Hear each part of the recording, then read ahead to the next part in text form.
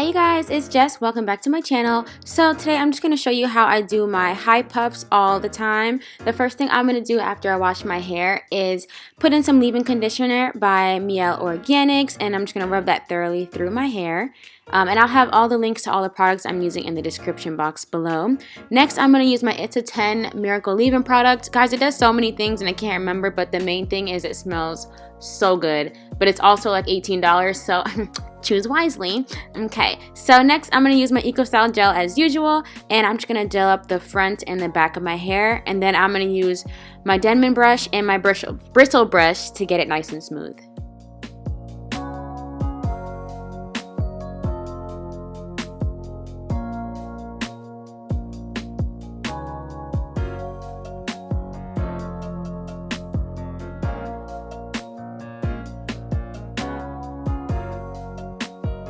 So I really like to use these types of headbands when I'm doing my high puffs or my high buns, just because they fit so well around my head and they're just really convenient. I don't have to tie them or anything like that. But I'm just going to put it around my head, and then I'm going to do a little loop in the front to make it tight, and then I'm going to push it up in the back to my desired height of where I want my puff to sit on my head.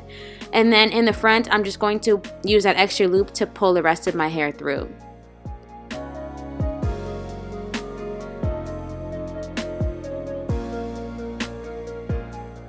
Alright, so this is the puff we're working with so far, and honestly, if you want to leave it like this, you are more than welcome to. Some people are not as extra as I'm is, but I am going to now kind of slick up my edges with my gel just to make it nice and smooth, and then I'm going to, do the extra fake baby hairs and try to lay my edges with my Gorilla Snot gel, and then I'm going to tie it up with my scarf.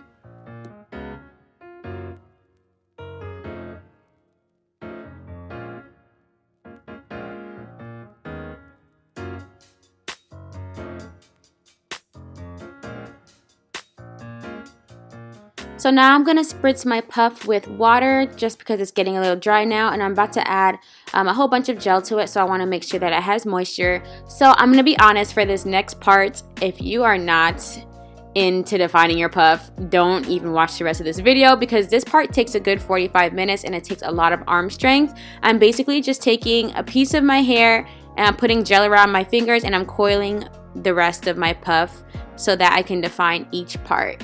Now I do it in small sections so that my curly puff will last a good week. You can do it in bigger sections if you want, depending on the size you want your curls, but this is what the size I'm doing, and my curls are going to get tighter as they dry up, but this is pretty much what I'm going to do to the entire puff. And it took about a good, like I said, 45 minutes.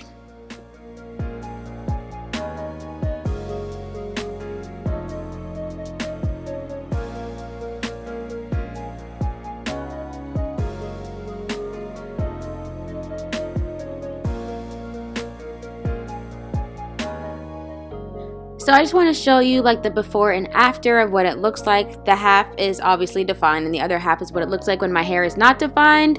This is just how my low porosity hair works. Like I said before, I don't know why it's like this, it just is. So now I'm on my last piece. Glory to God. Jesus. Anyway, so I'm just going to spritz my hair, add gel, brush it up to make sure it's not detangled, or no, to make sure that it is detangled, and just do the same exact thing.